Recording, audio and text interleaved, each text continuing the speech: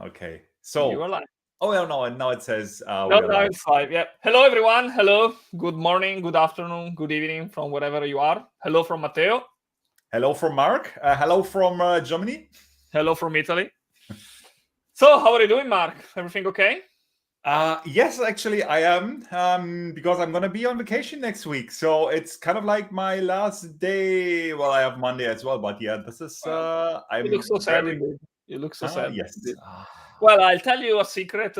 Next Tuesday is national holiday in Italy, so I will have a long weekend as well. So What may I ask? What's the is it like a it's a public holiday? religious holiday, All Saints. Yeah, here we are atheists. I don't know. Okay, Well, the it's good probably thing is that this year it's on Tuesday and okay. Monday schools are closed. Schools are closed, so I Ah. will have a longer weekend. Yeah. So that's why I was wondering because a few of our colleagues were taking off, like David, for example, were taking off Monday as well, and Yeah, now that it's not only Italian. I know that other countries in Europe celebrate this holiday. So yeah. well, we don't, but I'm going on vacation anyway Anyway, because so you make up for that. yes, exactly. Plus, it's public. No, it's vacation for the students and pupils anyway. Okay, So okay. yeah. Well, now that all our followers know about the religious holiday and the vacation plan in Italy and in Germany, let's start talking about something hopefully more interesting, which is the Microsoft Research Summit. Today, we decided to talk about this event that the Microsoft Research Division hosts regularly. The last summit happened last week, I think, Yes, and exactly. it's public, so we will share in the notes of the episode all the links, the videos, and everything. But being hosted by Microsoft Research, it's full of very interesting panels and sessions, which are not really about the technical side in terms of code or specific technology, but more about vision, more about the opportunities, the possibility, AI, a lot of very interesting things. I Is there rather see anything, it Mark, as that caught your attention? well, yeah. Let's get to that. But I rather see this as the build for the research fellows, right? So we developers have the build we're looking forward. The partners have the ignite, and our research fellows have the research summit. So it's kind of like this, and it has been all virtual again. Well, hybrid in a way, but mostly virtual. But yeah, very interesting. Did you have the chance to watch it last week?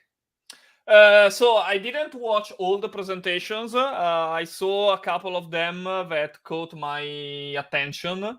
I really enjoyed, for example, the conversation around the metaverse. I saw a lot of interesting things around AI. IoT was also quite an interesting topic. Is there any one of them that you would like to talk about in a deeper way? Oh yeah, actually there were a few. So I actually took the time to or basically freed my calendar to watch a few sessions. So there were a few that I only briefly mentioning now. So the one about cloud intelligence and AI ops. Unfortunately, that is not yet online or not online at all because maybe they spilled too many beans. I don't know.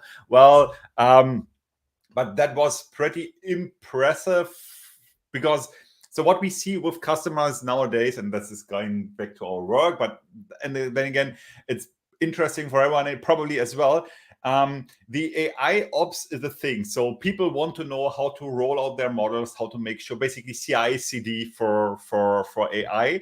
And what I didn't knew, and those were thank you very much for posting the link. What I didn't knew before was the AI ops idea is within Microsoft for more than 10 years already. So they are looking for ways to deploy this. This is one.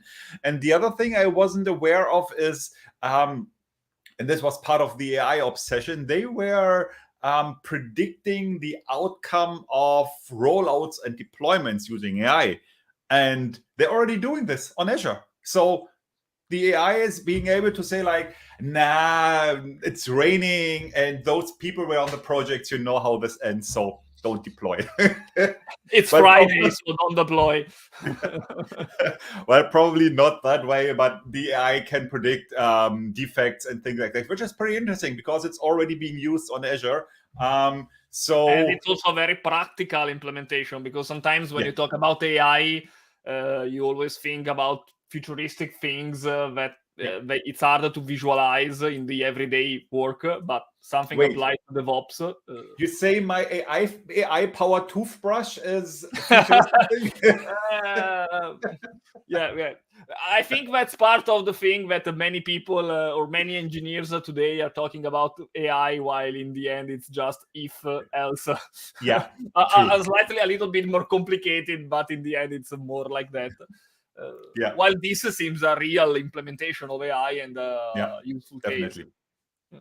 Yeah, another one that was pretty interesting, but only because this is kind of like an interesting topic for myself. It's was about optical computing, or computing at the speed of light, as they called the session, and that one is available already.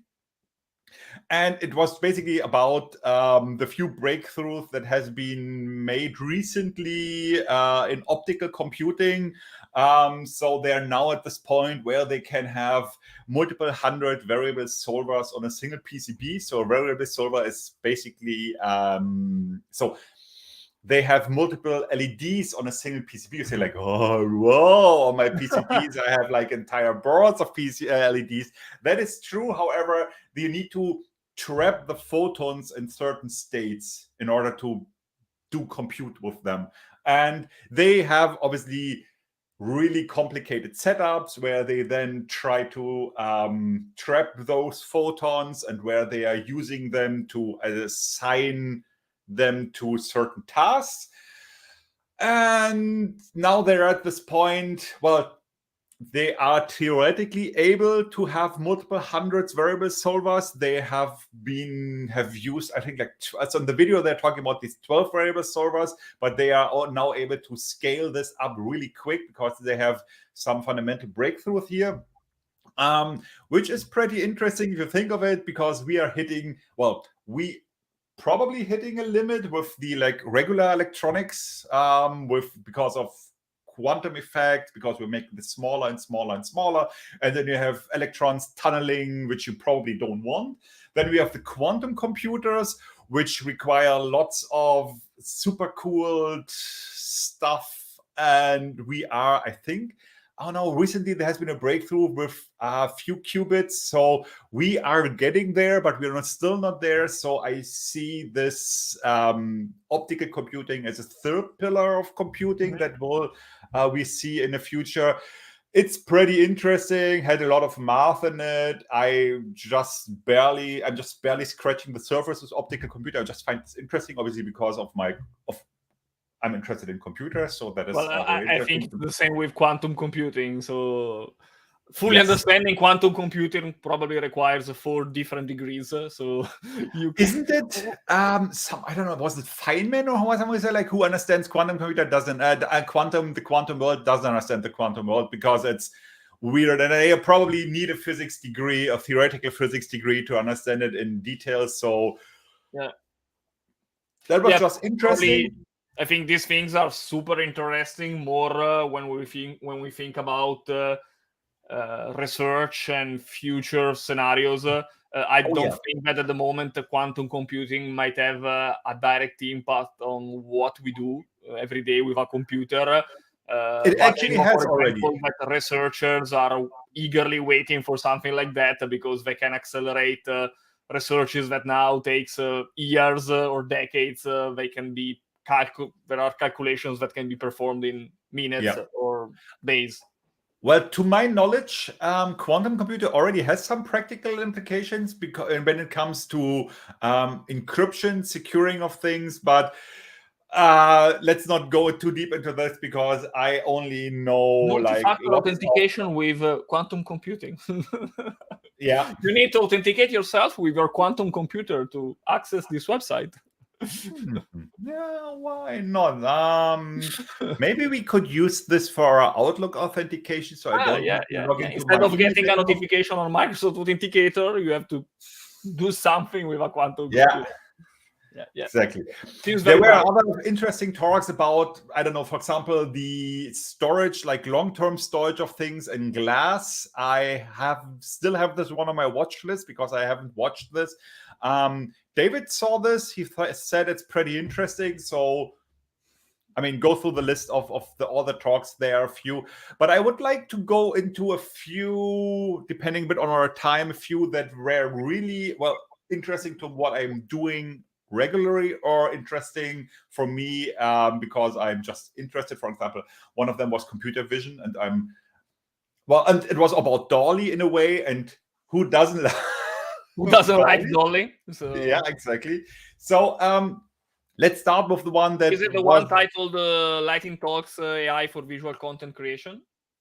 Yes, exactly. I mean, Okay. we can just jump right into that one. That was the one that was, for me at least, because I probably understood like 80% of what they said, which is, when it comes to machine learning, quite a lot, I would say. And that was for me, the best session content-wise.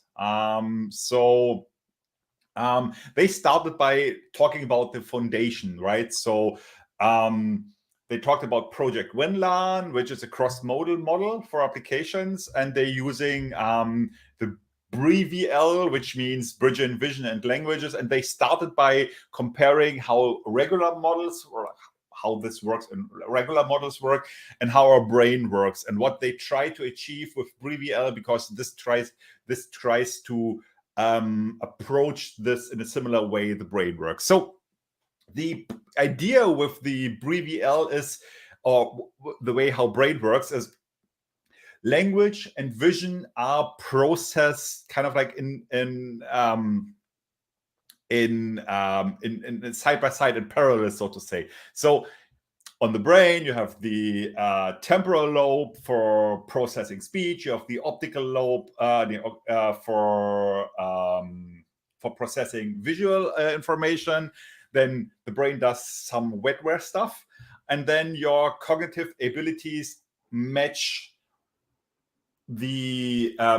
basically audio, text, and video. Well, video. Let's just talk about text and video. So your entire memory and perception is then driven by that, and they try to do something very similar with the events with images and text. So they work with both information in parallel. They use both information in order to train the model with contrastive learning, and then they can do image to text retrieval, text to image generation, and so on and so forth. So basically, the idea is similar to DALL-E. So you give a text and it generates an image out of the text.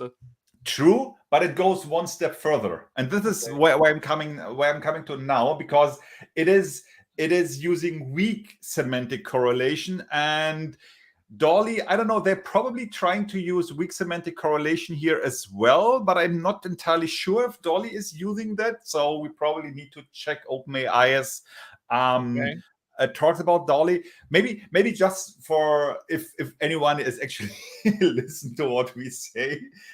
So many models using the strong semantic correlation. So let's say you have a picture of a birthday cake with a candle on it and a bit of, I don't know, like sprinkled fruit or something like that. It will basically tell you, all right, so this is a cake with fruits and a candle. So that is a strong semantic correlation because it tells you what it sees.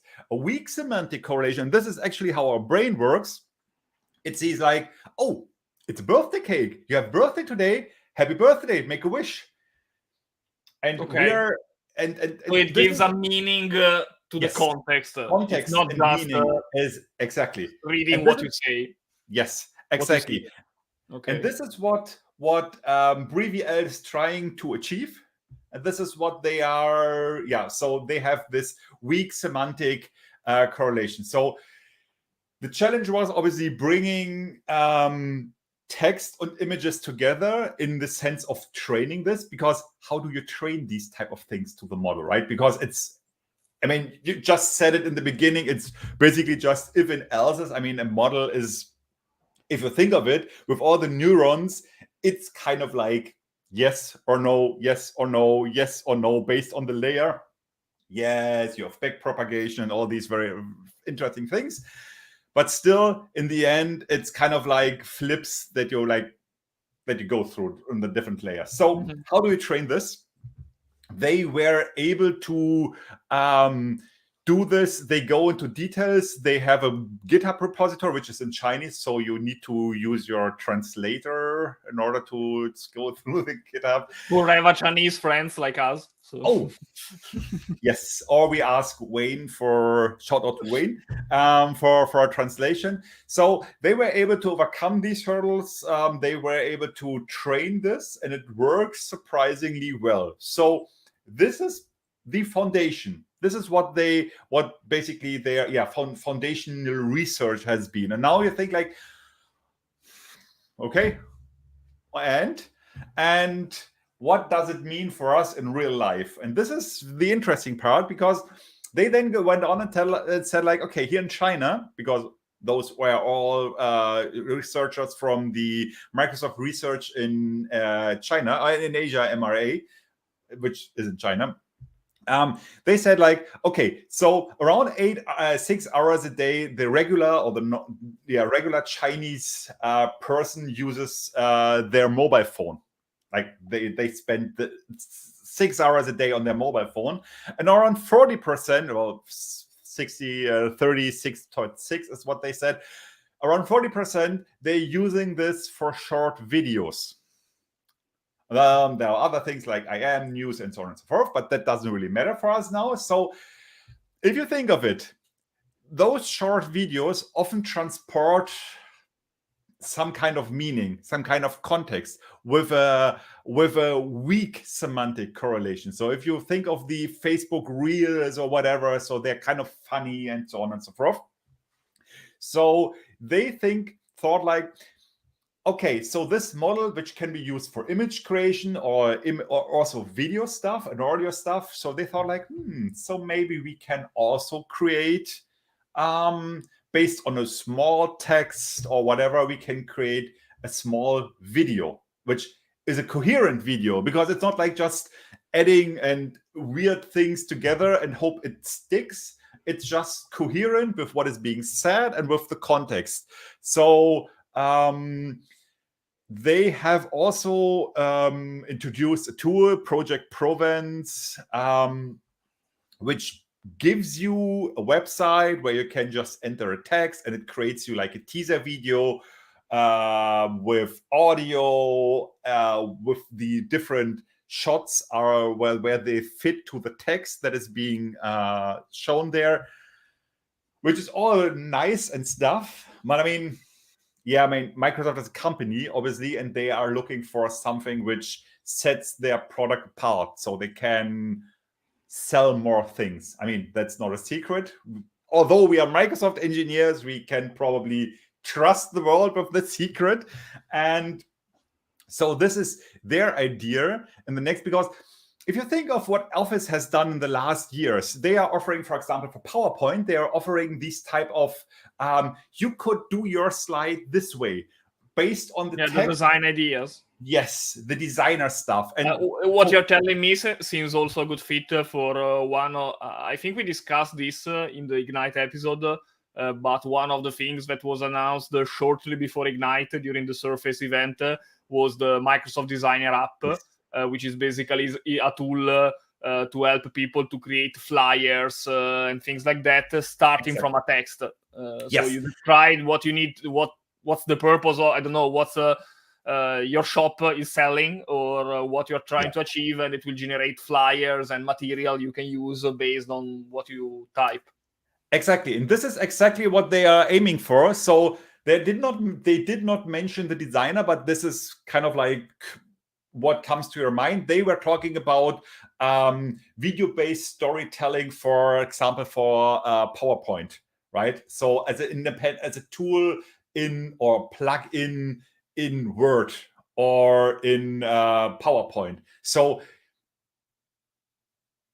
the tool in order to play with it right now is available on provence.azurewebsites.net. So you can also start playing with that. But the original or the main idea is to have this as something built into the products you're using every day. And think of it. I'm writing you a mail, like as your manager. Like, I'm not your manager, but imagine I'm writing you a mail and telling you, I'm afraid I have to let you go. And then someone, yeah, well, that's not probably the first scenario that comes into my mind. But, well, joking aside, for example, if I think about myself, who I'm an engineer with very poor designing skills, having a tool that can help me in generating designer things whenever I need for a proof of concept or for a presentation. For example, I often use the designer ideas, features in PowerPoint because I'm really bad in doing slides from a UI perspective and UX perspective, while the ideas that I see often in this tool are very powerful. They're very nice. So I'm not saying that AI can replace a designer, but for scenarios like ourselves where we don't really need to design an app from scratch, but we might need some help to polish up things or to make things a little bit better, that could be a great tool. Yeah. Definitely. Which is similar in a way like Microsoft Designer, because the idea of Microsoft Designer is to empower people who might not be a designer to build things on their own. Again, we are not talking about designing the marketing campaign for the biggest company in the world, but if you are a small shop or you need to host a party and so you need some flyers, you need some content, but you are not a creative, you don't hire a designer just for that. It's too expensive. So still, I can totally see this happening. I mean, like reduce work. Oh, wait, wasn't Satya saying work less with more? No, not work. Do less with more. Do more with less. No, do more with less. Yeah, do less with more is not very good. Do more with less. Yes, sounds better. Okay. Yeah, I'm also bad with wording, so I'm sure that our YouTube channel will be now flooded by complaints by designers and graphic people. So I apologize for that. So including my brother, who is a designer. So. Okay. Well, another thing is, and this is what they showcased in the third part of this this session. They introduced Nuva Infinity, which is a model which is based on what we talked about, so like the Brivial Venla and stuff. They are now using what we call the multimodal generative model that synthesizes really infinite, like up to infinite images or videos based on a given text, image, or video input. So I've watched this together with David. He was like immediately, bam. So this is amazing for a video game. So imagine you just provide a single sprite and the AI is building the rest of it. What they are using on the website for like Nuva Infinity, we link it. They were, for example, extending the Windows XP background screen, the desktop background, like with the green field and so on and so on. So basically, so you could pan to the right and then you had a lake and trees and clouds and all these type of things. So that was really impressive. They also fed it with a Japanese hand-drawn image, and the model just expanded the image and just made it bigger. So pretty interesting stuff. And now we come back to Dolly, because this can work. It's not replacing Dolly, but this can work in tandem with Dolly. So you tell Dolly, yeah, so I want to see Matteo on a horse. Dolly is gonna be like, bam, I got you. and then you feed it to Nuva Infinity, and it will create you an entire picture. You on a horse, and the background is a lake and a tree, and the sun is rising. Is this something similar to what I saw not a long time ago, where like there was a tool that you gave it in input, like a famous painting, and it recreated the whole scene of the painting using AI? Seems something similar to what you're describing now. Yeah, it is. And they are talking actually about this, that they are now, because before you had this so you could achieve the same prior with multiple tools. So you had kind of like a workflow of feeding things like the result. And now technically you could just use, if you combine this with Brivial and Venland, they can just say like, I want to have a scenery where Matteo is riding a horse, and it basically creates this infinite picture in one single Pretty cool. step. Pretty Yep, cool. that's pretty interesting. So we're gonna link this one, also the link for province in the show notes. So check this out, play with this. So that was my personal favorite of all because I'm also interested in I'm mostly interested in computer vision. So the other one that was Shall we talk about the last topic of the day? Again? Shall we talk about the last topic of the day? Yes, that is probably the Metaverse. I know that it's another one of your favorite. No, that's the Metaverse one, because I'm working. Yeah, we used to work with. No, we are working with in the Metaverse. Ooh. No, everybody is calling it Metaverse. So yeah, as you know, and people who know me also know, we do quite some MR stuff. So we used to call this mixed reality. Now it's being called the Metaverse.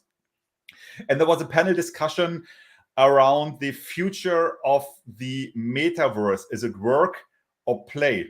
And the idea here was... I found it very interesting, because I think this is a question that more and more people, especially in the business, are starting to ask, because we see a lot of investments here and there, especially from Meta, but we still don't have a clear picture of where the Metaverse is going. So I really liked the panel, because it was...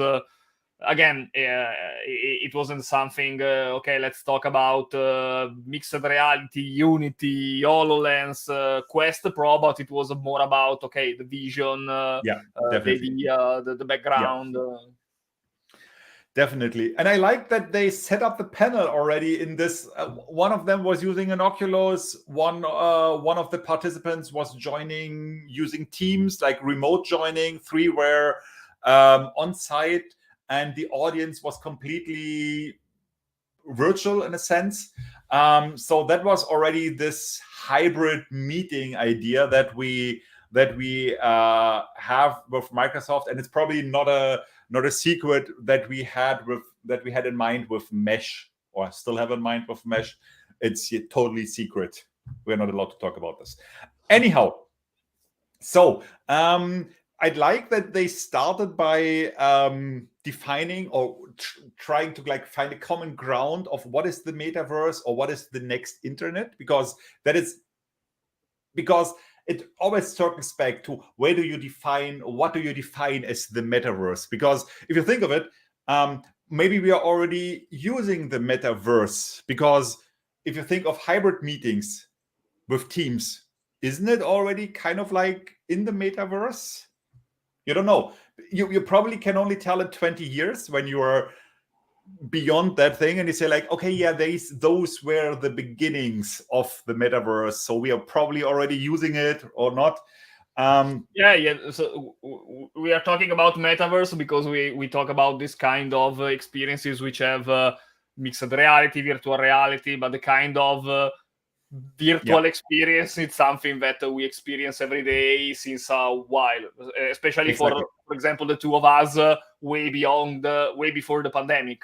We are remote workers. We are part of a global team, and we work on Teams most of the time, way before Teams became the norm for many people because of COVID. Yeah, exactly. And this is also what they try to discuss then. What is the potential impact of the Metaverse? However, obviously they try to define it, but however you define this for you, what is the impact on your, like, on the human productivity, on the human creativity? Is it helpful because it brings people together from all over the world, or is it probably stopping people from being creative because they are only sitting on their own desk and only talk using Teams or Zoom or whatever they are using for collaboration? So it's another interesting question, and technically we could fill a few hours doing this discussion ourselves. And also, what challenges are coming with this, right? So, I mean, it requires obviously hardware and internet access, of course. Is it good for productivity? Like, or is it stopping you? Is it helping you to become more productive? Is it helping you, or is it like decreasing your productivity because you are maybe just run into the wrong direction for too long, and then you are stuck with your idea, and when someone challenges you, you're more like, no, that is my idea, I want to. So there are like lots of things. Another big challenge is that in order for this idea to really take off, you need collaboration and interoperability between organizations and companies, because right now we are talking about the metaverse, but the reality is that we don't have a metaverse. We have multiple metaverse, because each company has its own platform, its own environment. So it's not like, oh, you're using Altspace VR and you can join a chat or a meeting with someone using Horizon. So that's another challenge in making the metaverse really a metaverse. Yeah, and also every company has its own vision from the metaverse, right? So, and which brings us basically back to the idea, or like now about back to the topic of this panel, because where does it start, or where will it has its like beachhead? Will it be at work for us, like collaborating in the metaverse, or will it be through educational stuff, or not educational but also entertainment stuff, such as watching concerts, playing VR games, or games in general? Or, I mean, even, yes, obviously porn is also one of those drivers. I mean, you have to be, I mean, let's be honest, what was one of the big drivers for the adoption of the internet as well, right? So it will definitely play a role. So will it be on the entertainment side, or will it just be on the work side, and at some point will become recreational? And the panel thought like, well, it's gonna be on the work side, but personally, I don't know. I think there's also the extra challenge of the fatigue on the human body. So already today, working or spending the whole day in front of a screen can cause fatigue for your eyes, for your posture. Spending the whole day with, I don't know, a VR headset in your head can be quite challenging. If I think about my experiences with VR, for example, I'm someone who can spend the whole day with the PC on the PC without problems, or I can play also games for a long time. But VR, if it's not built in the right way, can make me sick really easy. So that's another challenge that you have to consider when you are building this kind of experiences. Exactly. And that's basically brings us to the last point they discussed in this panel, which is also very interesting. What technologies will be required to make the metaverse more accessible for everyone, right? So, I mean, right now we have, if you think of the metaverse in the sense of some VR world, we have like these headsets, we have the HoloLens, and maybe we can even count phones with AR Core and AR Kit for this.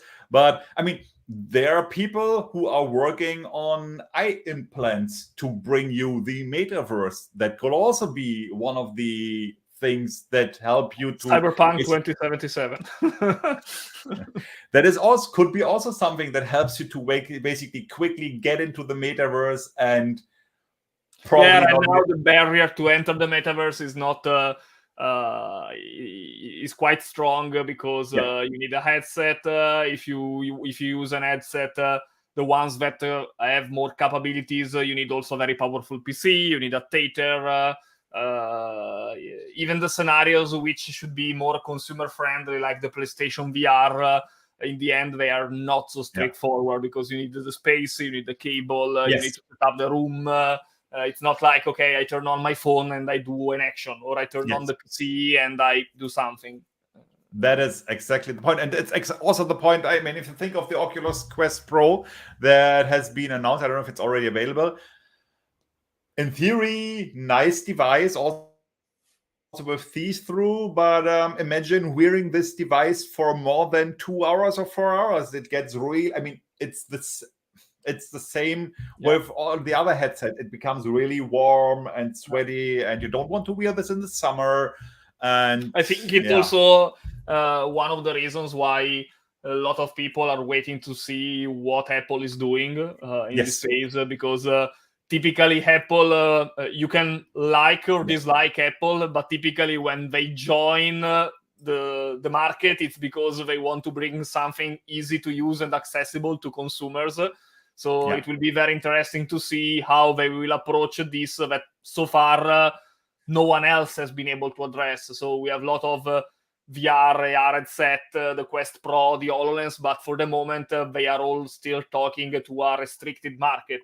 That might be very profitable, and that might be also that I see people building, for example, in Microsoft with HoloLens, a lot of very impactful and cool projects around remote working, remote training, remote assistance, but we are still talking about a small market. It's not a mass consumer device like a mobile phone. Yeah, exactly. And this is basically what I'm saying for years now. I mean, the technology is not there yet. The use cases are not there yet. And at some point, once Apple is joining the game, you can be sure it's all going to be there yet. So it's the same like with the iPhone, right? So we had Pocket PCs prior. We had these what was the name? Not Pocket PC. Oh, it was actually Pocket PCs, right? And then we had the Windows phones, which we have the Windows Mobile, the Windows CE, we had the Windows Mobile, yes, I meant those. then Windows Phone, then the BlackBerry. And then at some point, I mean, the iPhone 1 was crap. I mean, it sells for lots of money nowadays, but it was crap. But as you see, they have basically shifted the market, and now it's the defining device in a sense. I mean, one thing that is very interesting, that the difference I'm seeing is that when we have these technologies that shift the market, like the iPhone, for example, then it's a relatively fast process to move the market into that direction. So the iPhone took a while to become what's the smartphone today. So it's not like the first iPhone came out. As you said, there were a lot of limitations. You didn't have apps, so it took a while. But relatively fast, the market moved into that direction. The Metaverse is still something different, because, I mean, we are talking about VR and mixed reality and AR since a lot of time. VR wasn't released yesterday. It's something that on the market, it's been there since a while, but we are still not at the point where it can become mainstream. There's a lot of work to do. There are a lot of things to uncover, to discover. Probably also here we have a technology challenge. So with the phone, it was more a paradigm shift. Yes, the technology evolved, but it was a paradigm shift. Here, probably with the Metaverse, we also have the problem that to really to really turn the Metaverse into something tangible, we need kind of hardware that today doesn't even exist or can't exist. You were talking about eye implants. That's probably maybe too far in the future, but even, for example, if you would think about a VR device thin and light like the Google Glass, it's still sci-fi today. So all the VR headsets are still big, they require a lot of power, well, the technology gap is still there. In regards to the eye implants, I recently had a call with someone. I don't know, probably there's a lot of vapor in there, but they had a few patents already that and they are working with eye surgeons, like closely with a lot of eye surgeons and really top tier eye surgeons to make this actually happen. And they say, I'm like, not sure I'm ready to enter into Blade Runner territory. So yeah, that was my initial my reaction. phone is fine for the moment. I appreciate my phone for the moment. It's good That enough. was my initial reaction. But if you think of it, right? I mean, yeah, you need some kind of kill switch, but they put this kind of like they replace one of your lenses with this, and they get you basically the information right there. And if you think of it, I mean, if you can turn it off, why not? I mean, it's the best way. See, the technology with the waveguide that we see in HoloLens, I mean, it's the best that we have right now, but it's still not the best technology suited for the use case. Well, then we enter also into a very complicated territory, because now then it's not anymore about metaverse technology. It's also about ethical implication, privacy, security. So the story becomes very, very complicated. Oh yeah. Yes. Oh yeah, and this is probably another discussion for another session. Yeah, indeed. All right. Quick thing, we didn't touch on 2 other sessions. I'm not talking about those now. The one that is also noteworthy is the one on the IoT smart cities panel. So it's about community-driven sensor networks. And if you are into the entire AI singularity, AI self-awareness stuff, there's another one which is called numerical AI and symbolic strong AI. Numerical weak AI and symbolic strong AI. That is really, really interesting, but it's a bit creepy. Also, if there's one demo with an AI that is kind of like in a robot body, which is kind of in a baby, and then it learns, and the mother, a human, is caring for it. Oh man, that I was like, I'm not ready for that yet. No. It's good for a sci-fi movie, but not for reality. No, definitely. But it's very interesting to hear the what they are talking about. It's really, really interesting. If you're into machine learning and AI, then this is also worth checking out. Okay. Well, we will post all the videos in the description, all the links in the description of the video. We posted across the video the various specific talks we mentioned. Now I'm sharing again the overall website, the link of the main website where you can find all the sessions we discussed and even more. Mm-hmm. All right, so great. Thank you, Marc. I was mainly a listener here because these are topics that are more insightful for you. So thanks for sharing your knowledge with us. And see you next time for another topic that we haven't decided yet. So surprise. No. Oh, maybe I talk about my vacation. Okay,